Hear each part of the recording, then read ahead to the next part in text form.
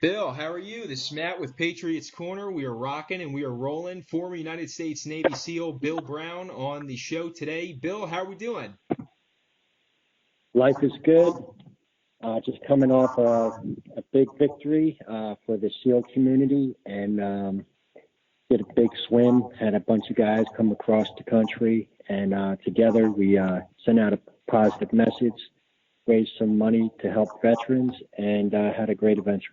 That's fantastic. I watched a lot of the coverage on Fox News. You were like the debut guy. You did everything pretty much. You set everything up, correct?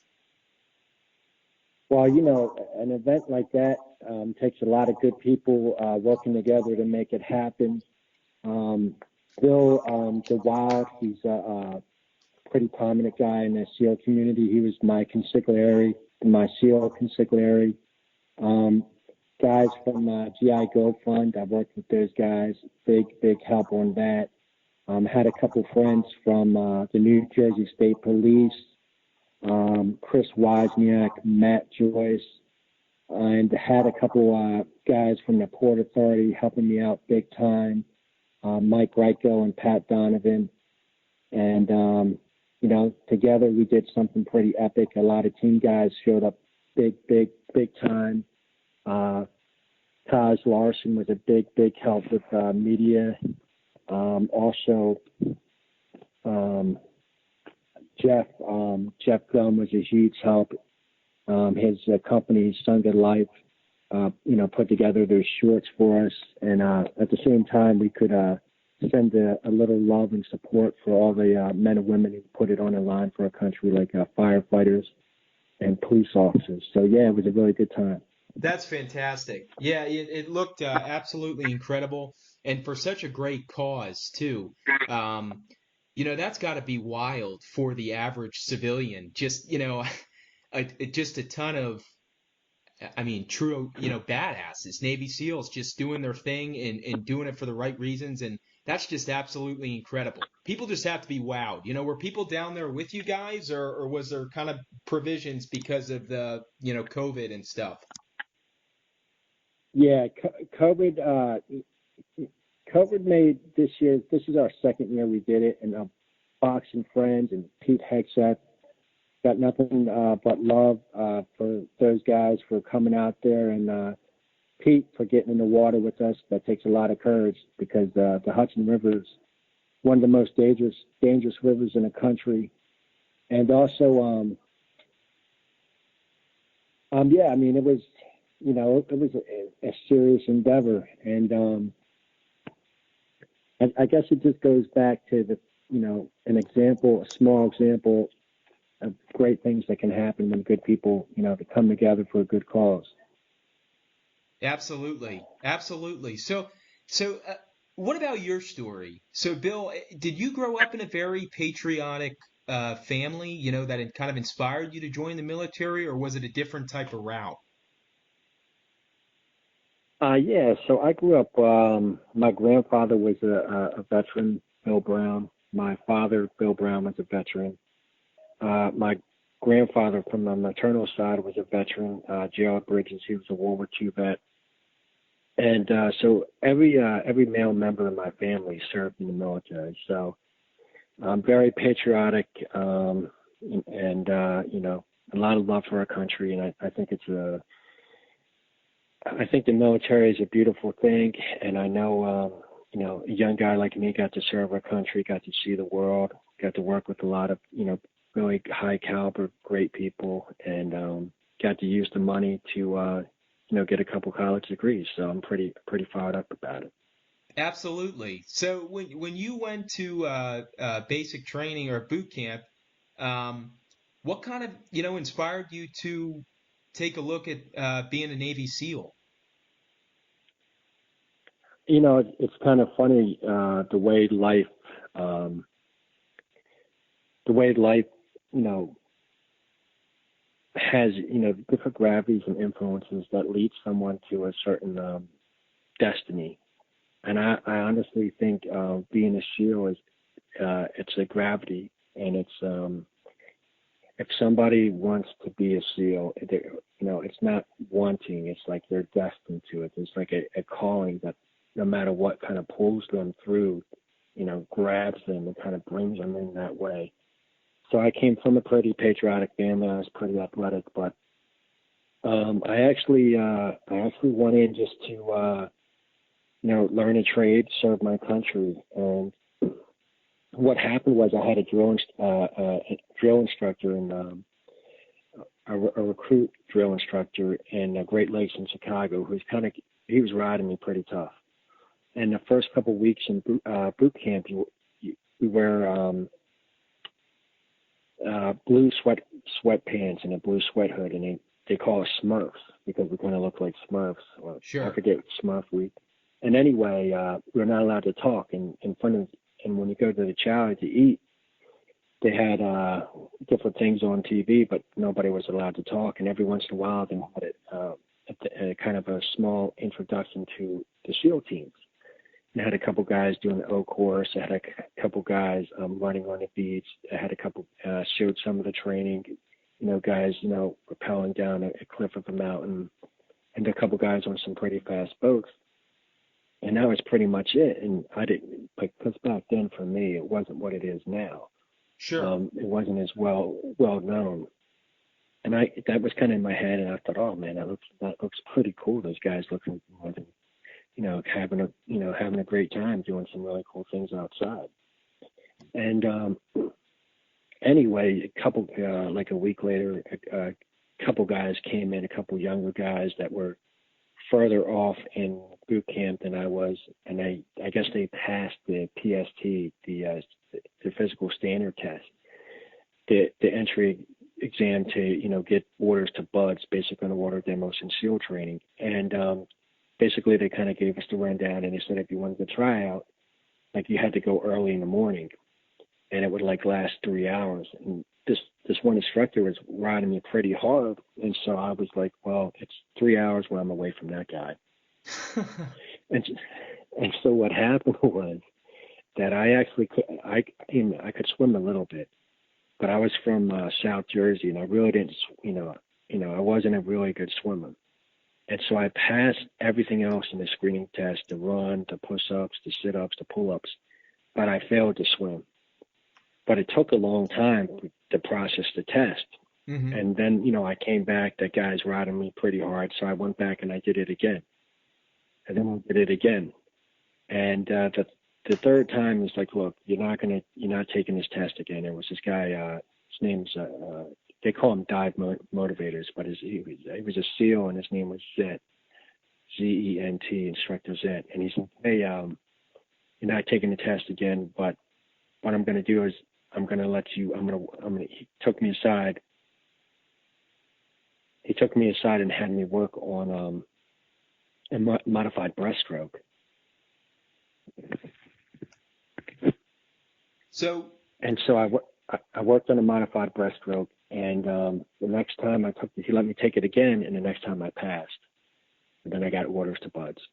Oh, wow. So what was that feeling like? Was that like, oh my God, this is happening, this is crazy. What was that feeling like?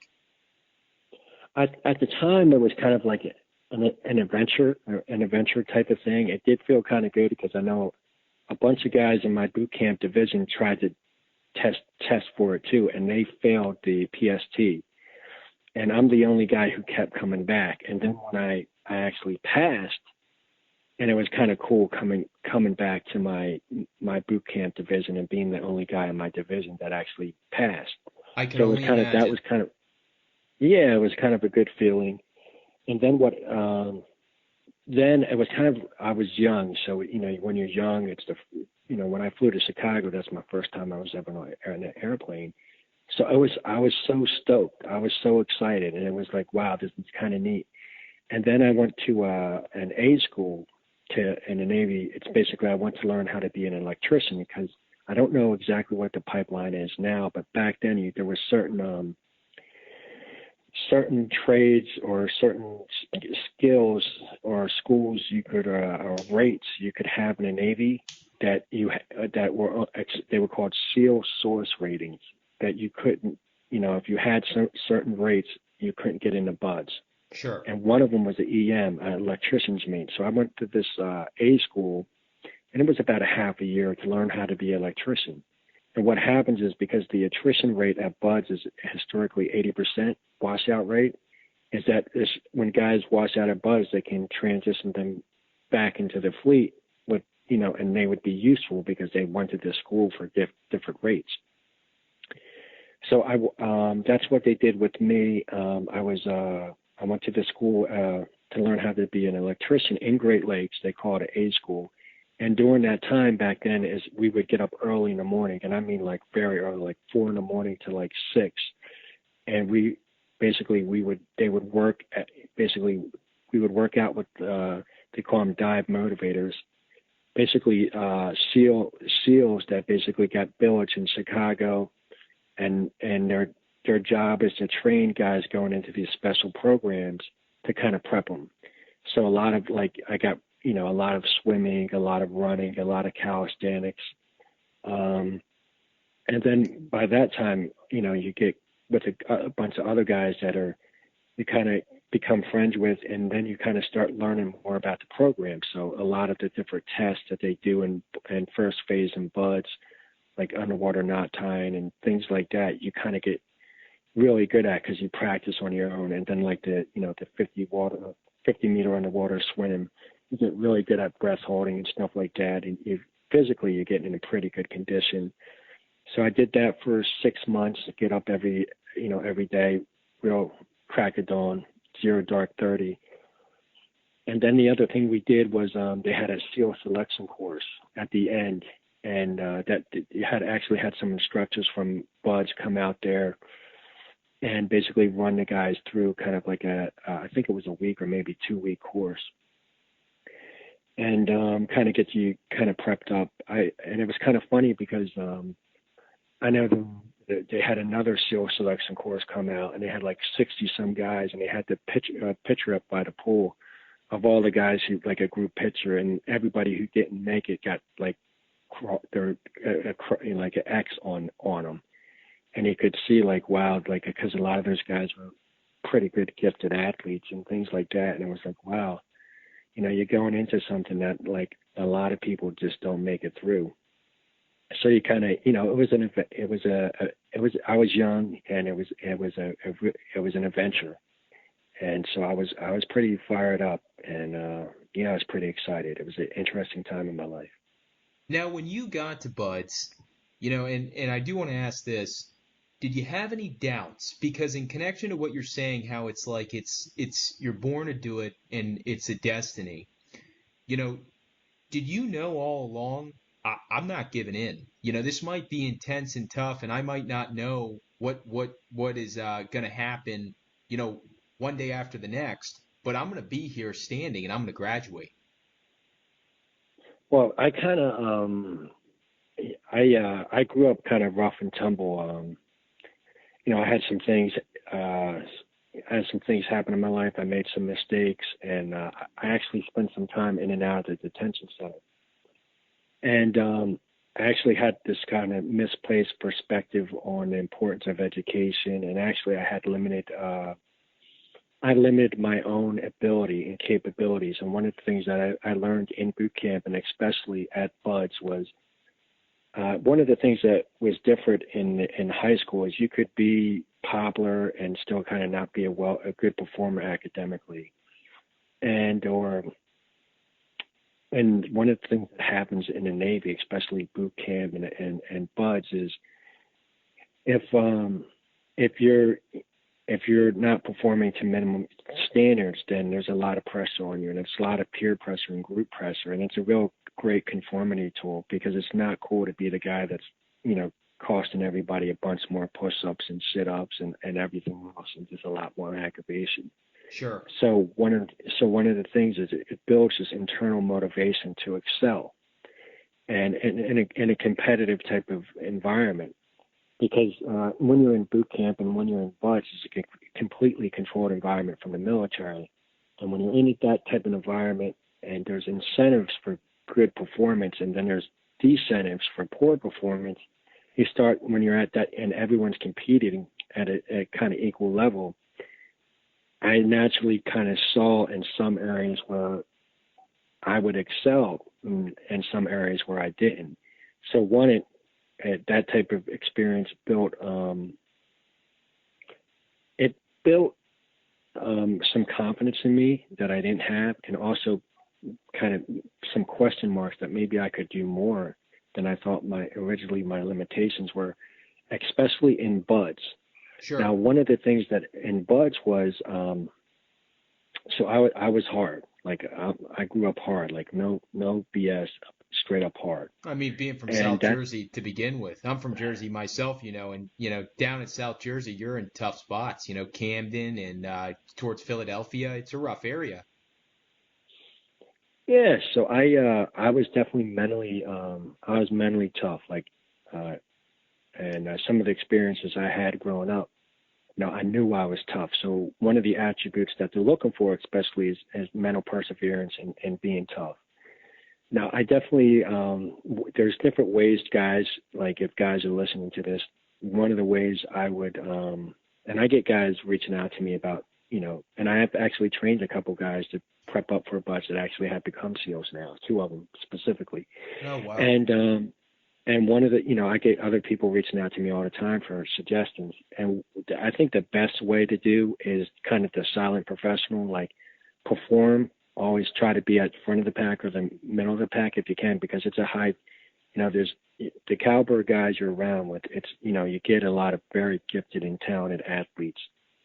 And, try your best to be in the middle of the top of the pack. And then at the same time, like, we call it being a gray man, like try it, don't get, sometimes that's one of the things that happens in SEAL training. Kind of no matter who you are, they're going to find there's something that you're going to love to hate, and it's going to be there, and everyone gets tested. And I think that's one of the reasons why there's such a high attrition rate, because you get guys who come from small towns like in the Midwest or whatever, and they were like high school football stars or, state champion wrestlers or, some type of really, like high performing type of, athletes, like, Division I swimmers or something like that. And then they come in and, something gets them, like maybe it's the cold water, or maybe it's carrying the logs, or maybe, these long sand runs in the beach, or there's something that gets them. And then, and instructors, and all of a sudden there's all types of pressure. And it's, I think one of the things they're really building is guys who are all in when things aren't looking good, because sooner or later something happens in that type of training where things aren't looking good. And there's those guys who are still all in. And that's one of the things I think Hell Week is really,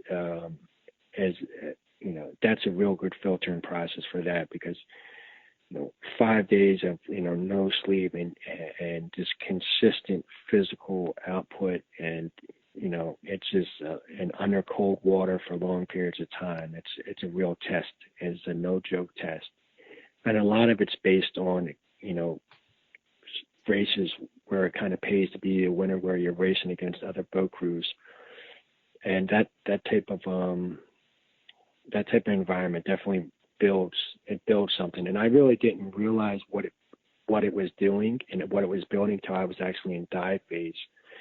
And in dive phase, what happened was this was the first instance where I realized what the NSW was doing to these BUDS candidates. Was one of the things they did is they had the FBI HR team, hostage rescue team there with us, and they were gonna learn the Dragolar 5, which is a closed circuit breathing apparatus. Basically, it scrubs out the CO2, recycle the O2, so they have longer dive durations. What they did is they separated us, the class, one side on one side of this combat training pool and another side on the other, and they had us take off our tanks. They have an MC system where you can hear underwater, and they had us take off our tanks and then turn off the air.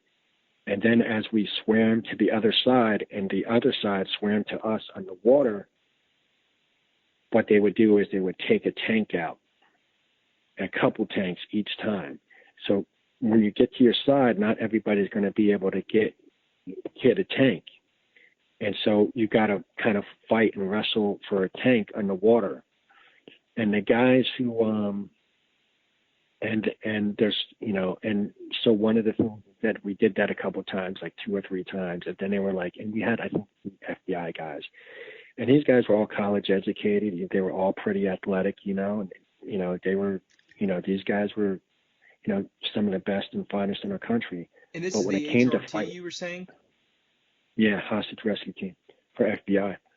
And so when it came to fighting for air under the water, they were the first guys up against SEAL candidates. Now these are bud students after Hell Week and dive phase, but they're still bud students.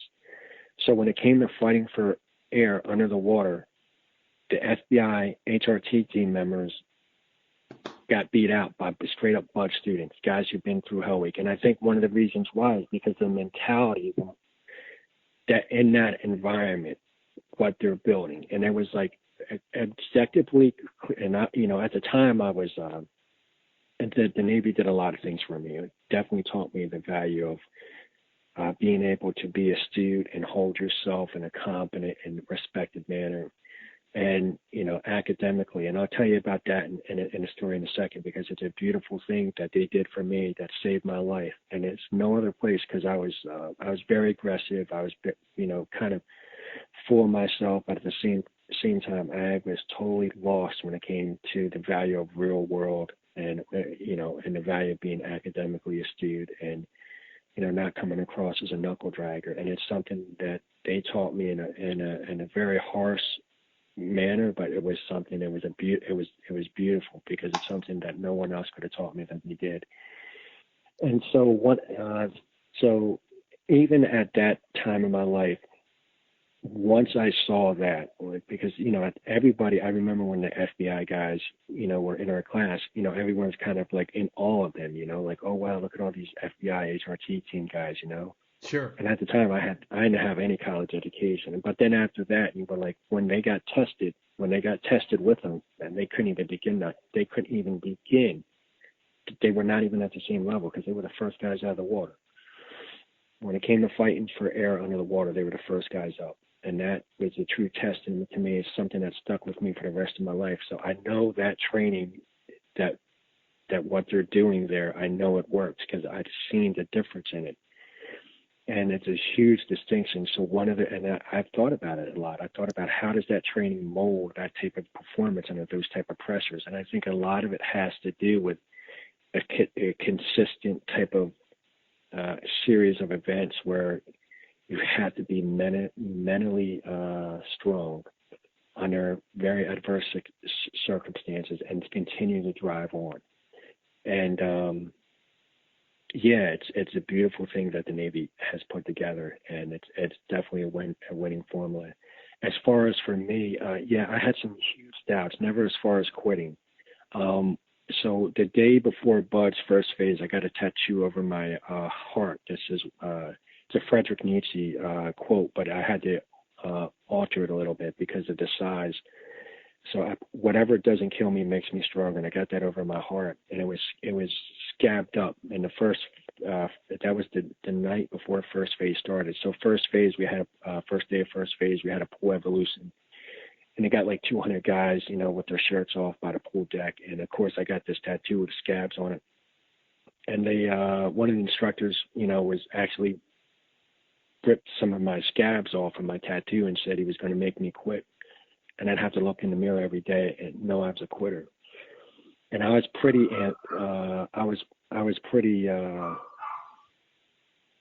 aggressive back then. And I respected SEAL instructors more than anything. I just knew who I was, and I told him the truth. I said, you would cut off my balls, and I'm not going to quit. And that definitely drew a lot of attention and a lot of heat, and it's definitely not the way to go through buds.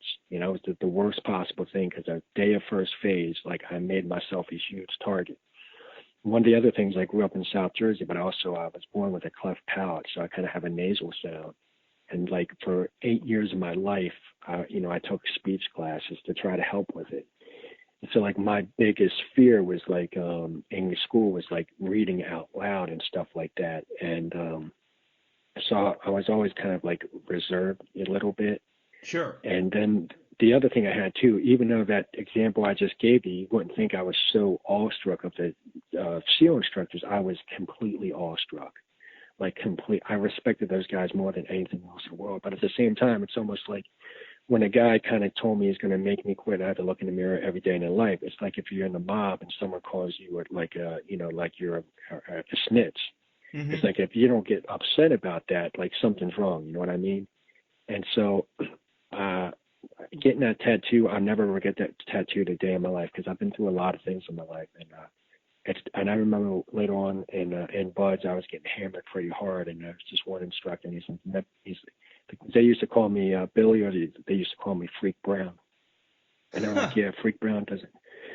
Yeah, like in Dave Goggins' book, the chapter about taking souls, he talks a little bit about some of the stuff we went through. But yeah, they're like, yeah, Freak Brown just doesn't get tattoos on him.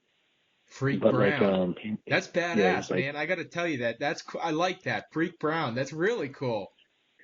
no, at the time I used to hate it, and I used to Really? hate it. I used to hate it. So a couple things that would happen to me. So like, one of the things I was so awestruck by these instructors is that like when they would ask me something or this or that, like for whatever reason, I just got overwhelmed with whatever. And there's like different ways, like when you could like Huya instructor is like one of the like kind of formal ways you respond.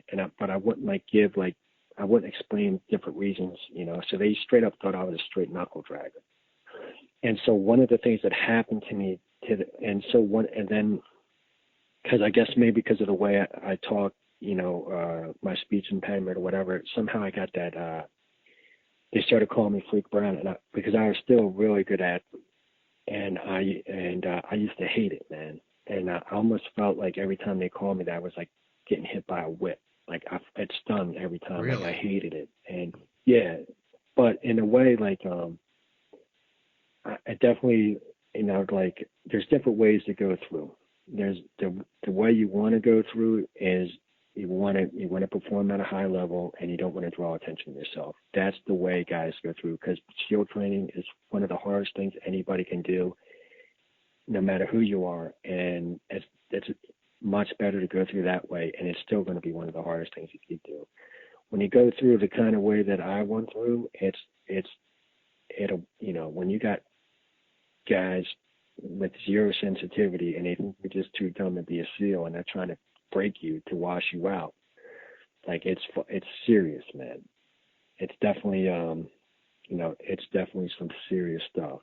So, and I think but they did they taught me, and I'll never forget one of the big lessons I learned. I learned so many lessons. Those instructors, they were brutal, man, but for me, it was the best medicine I could ever had. But I know, so after Hell Week, your body's so broken down, they give you a week to recover. And a lot of it's like this basic classroom stuff. And they have something called a first phase finals. And in the first phase finals, basically, it's a chronological test of a hydro reconnaissance exam. And hydro reconnaissance is this old school UDT stuff where basically they would map out the gradient slope of a shore.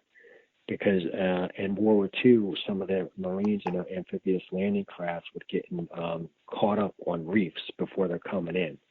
And so one of the ways is you make this map of the ocean floor and how the gradient slopes up to the hinterland, and they would determine what would be the best spot for the amphibious boats to come in on. And if there's some type of reef or anything like that or obstacles, UDTs, frogmen would detonate, explode those, take care of it before the amphibious assault. So it's actually a pretty easy exam. And actually, I was so worried because I was such a rock at the time. Like I was more afraid of that than anything. Reading my ass off, But I'll never forget. So they had the classroom. I'm in the classroom, and they got a center aisle, and I'm towards the back of the center aisle. And this one instructor, he always got the Hammer Award. And the Hammer Award at the time was like the instructor who basically makes the most guys DOR, drop out on request, quit. And he was a consistent winner of the award for each class. and he had a really deep voice. And one of the things they do sometimes in that training is kind of like a law enforcement does it too a little bit. It's like this, it's almost like verbal jiu-jitsu, where they can amplify their voice in a certain way.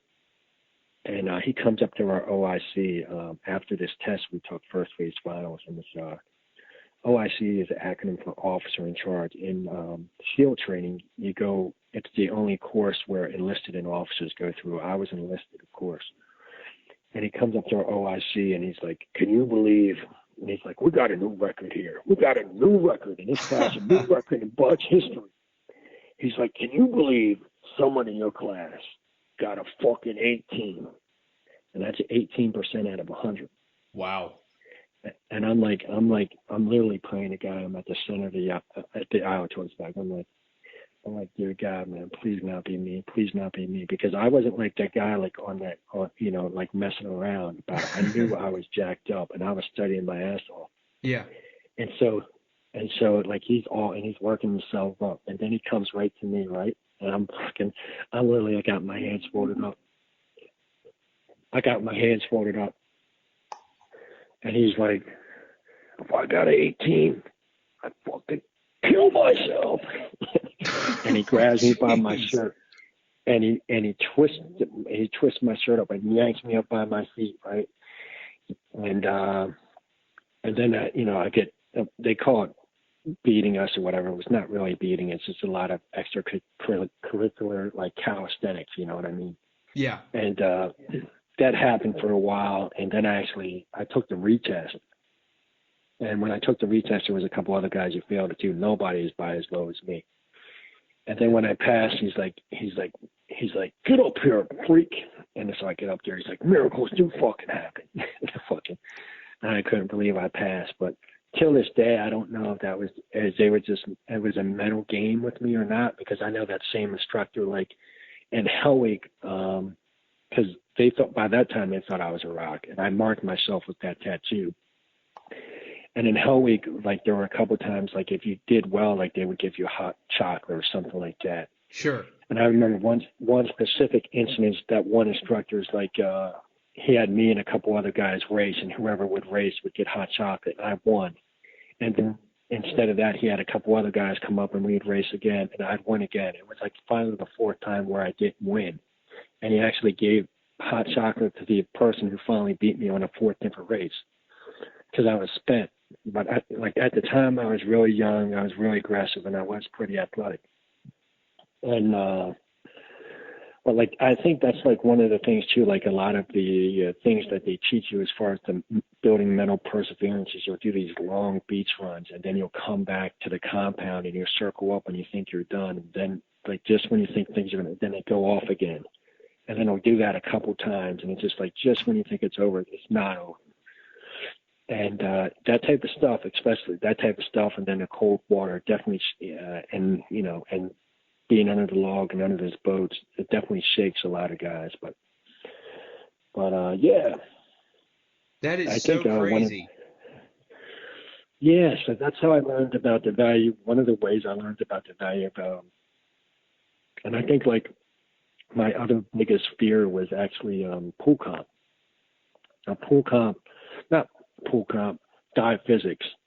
Pool comp is tough too. Don't get me wrong. That's just the second test, highest attrition rate for guys, at least when I was going through. But dive physics was where guys learn about dive medicine and different things that can happen to somebody if they don't. There's something called Boyle's law.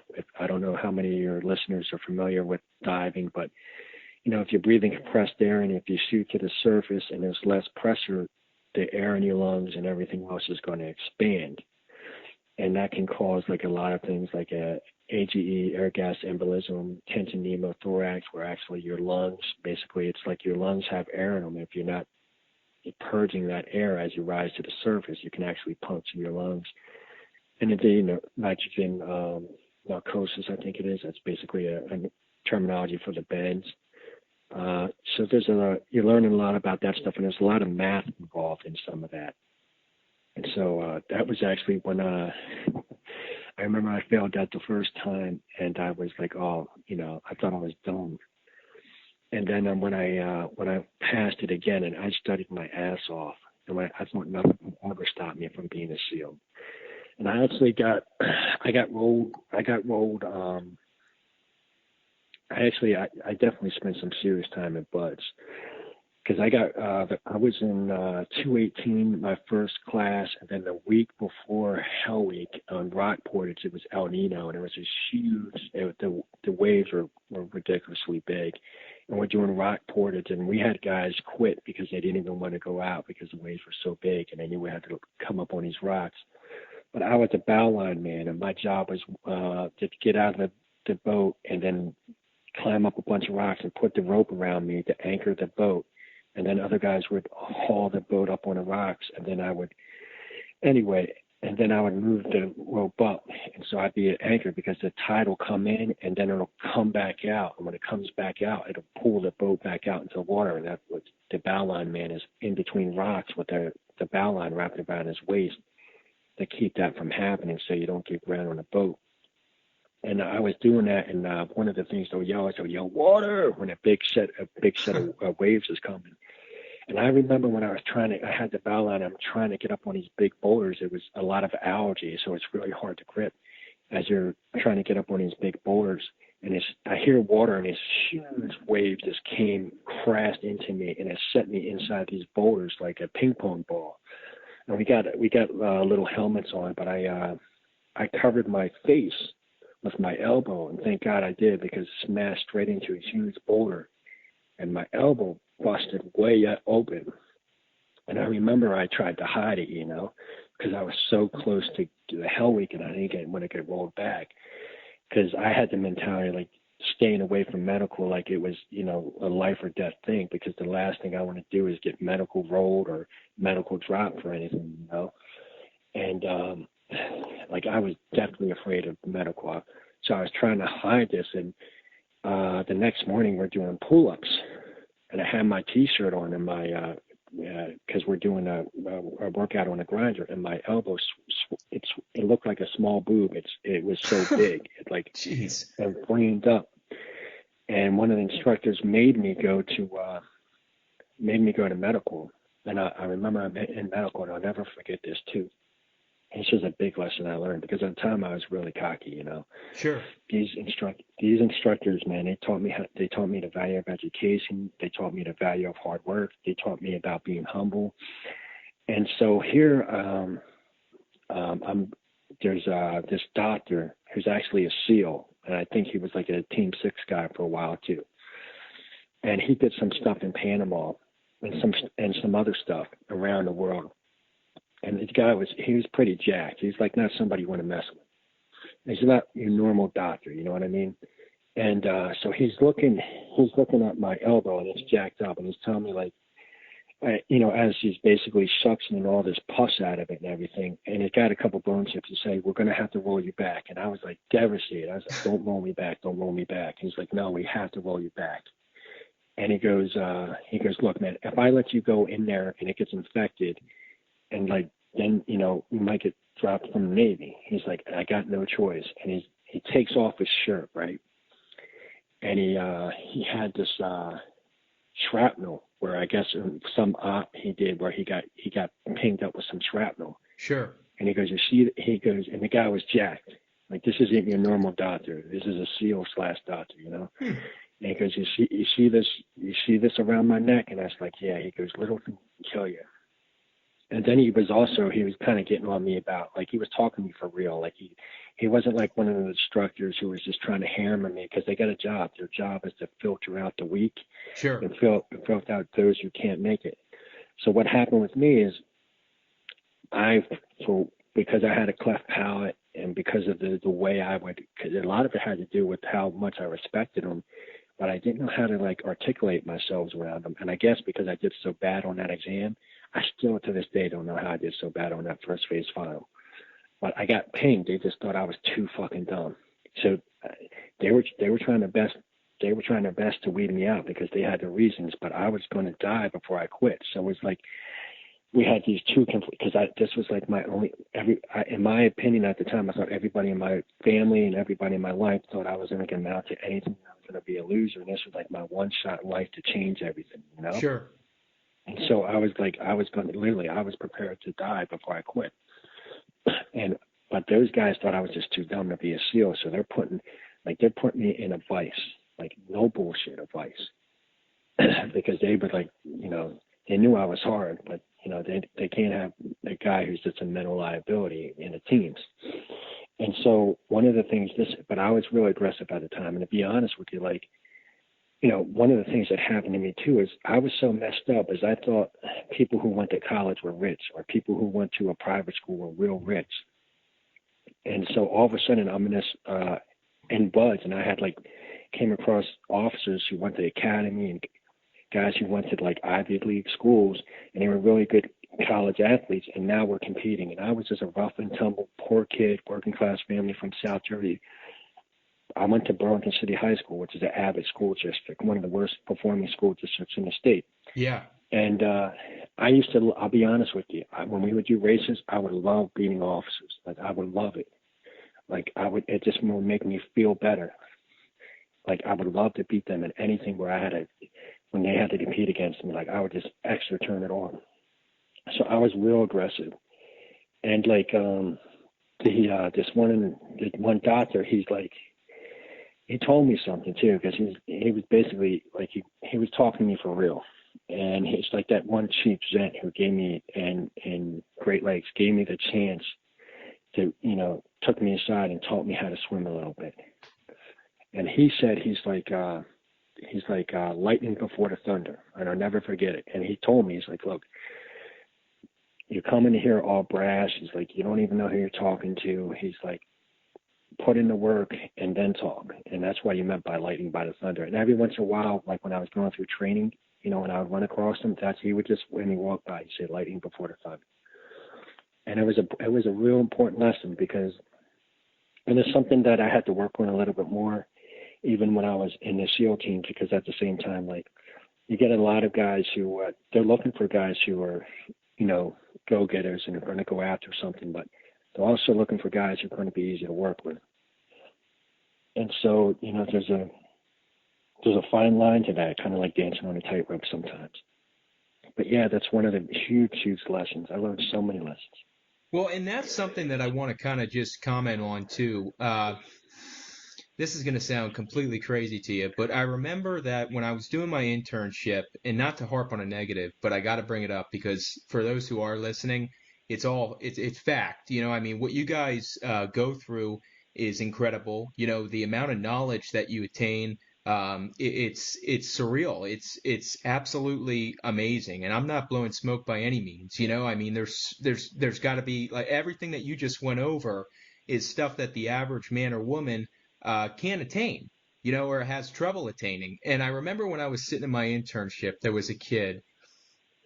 I don't know if he knew that I did the podcast or not, but he had different views on different things, and by no means did I broadcast that, you know, I had this podcast. So I mean, he could have seen it from my resume. He was an employee, and he just started going, oh, it was so out of left field, just on, Navy SEALs, they're crazy, they're crazy guys and this and that. And I'm just sitting back and I'm saying to myself, do you not realize how smart and intelligent these guys are?